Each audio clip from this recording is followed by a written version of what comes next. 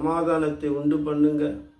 எல்லா குடும்பத்தையும் நீர் ஆசீர்வதித்து ஒவ்வொரு குடும்பத்தையும் அப்பா நீர் உயர்ந்த நிலையில ஒவ்வொரு குடும்பத்தையும் நீர் உயர்த்த போற கிருபைக்காய் நன்றி செலுத்துகிறோம் ஆண்டவர்.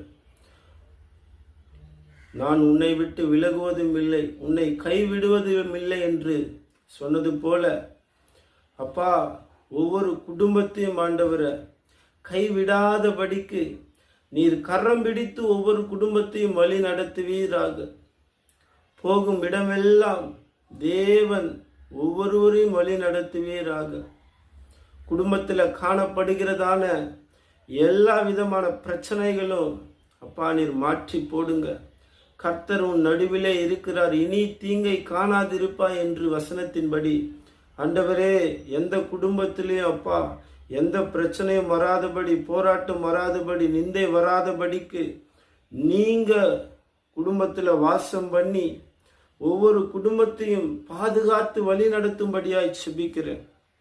துதியும் கனமும் மகிமை மேசுராஜா ஒருவருக்கே செலுத்துகிறேன். ஆமென்.